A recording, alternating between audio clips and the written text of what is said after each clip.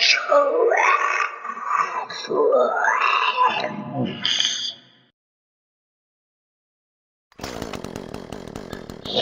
so funny. Oh, I've been known to slay now and again. I've also been known to make people laugh now and again.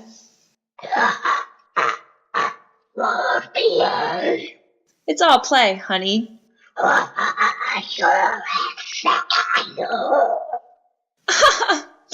Aw, you remembered Arson is my favorite comedy. Like a fact. I'm suddenly nostalgic for Blue Oyster Cult. Oh God, no! High school. Sure.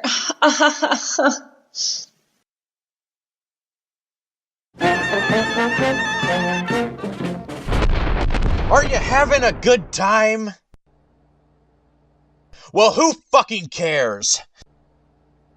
Disaster stricken. The rotation happens with or without you.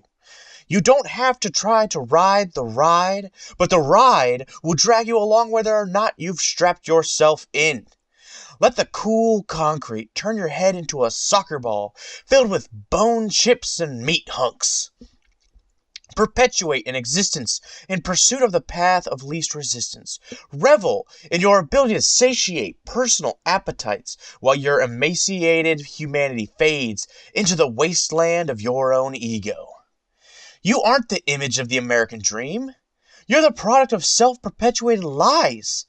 That disappointment you see in the mirror every day has caused you to create a world of funhouse mirrors. You cultivate false truths with the people you meet to protect your fragile equilibrium from shattering into a celebration of personal shortcomings and an unyielding dependence of antidepressants. Every single action you make is an effort of denial. Denial to let people see what you see every day in the mirror. The irony, of course, is once you step into the world, you are that reflection that keeps you up all night. You're not fooling anyone. There are no filters, no apps, no sneaky camera tricks to hide behind. Yet, you insist wholeheartedly on creating better funhouse mirrors, rather than actually making an effort to improve the truth you see in the mirror. Feed your body. Feed your mind. Purge the poisons of negativity. You are the drooling oxygen depletion of apathy. A barely sentient tree in a forest of narcissistic excess. Even the benevolent Lorax would join in celebration of your demise by tap dancing up and down the blood-soaked streets shouting, "Call them! Call them all!" And there it is. I found my anger again. Let loose the sharks of rage, for there is blood in the water, and it is high time for a feeding frenzy. What's up, my wet dirt people?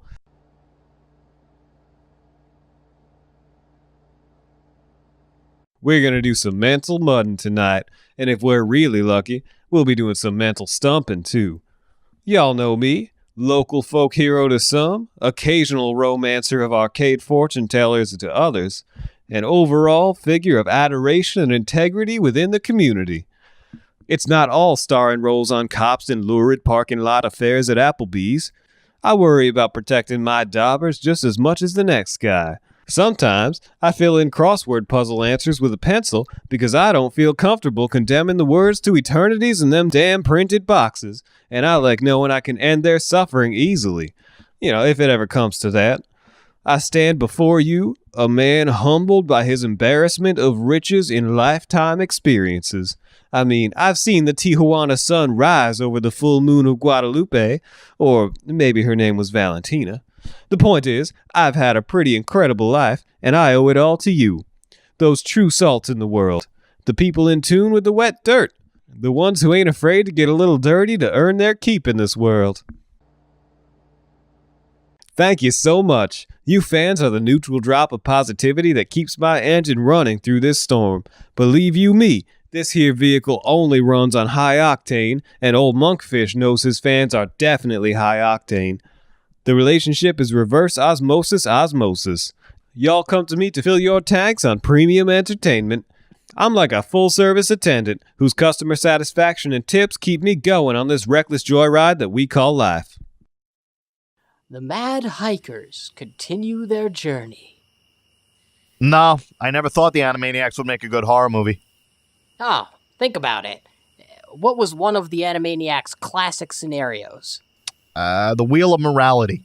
Well, yeah, that was a hallmark on the show, but the Warners also had a knack for driving people crazy. Well, they were very good at it.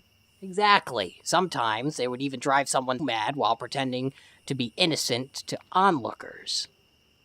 Go on. Take that same exact premise, but switch the tones from comedy to horror. Think about it. Some hotshot exec goes home all smug after firing some poor sap who was just in the wrong place at the wrong time. He pours himself some of his favorite cruelty bourbon and he sits in front of his favorite hatred fire. Then, Yakko, Wacko, and Dot show up out of nowhere. That's just a normal episode of the Animaniacs. That's what you would think.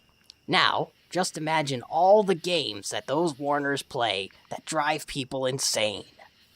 Okay. Imagine the Warners introducing themselves to the hotshot exec. Like this. Hello, we're the Warner Brothers, and this is our sister Dot. And then they would, laugh maniacally, but it would be a lower octave, so, really low. Well, actually, yeah, I could see it now. That would make a pretty convincing horror movie. It's really scary, right? I told you. It's perfect, too, because Warner Brothers has gotten really good at scaring audiences out of their theaters. Yeah, so maybe now they can turn into the skid and scare audiences for the right reasons for a change. By the way, when you said poor sap before, that's more tree humor. Fuck you.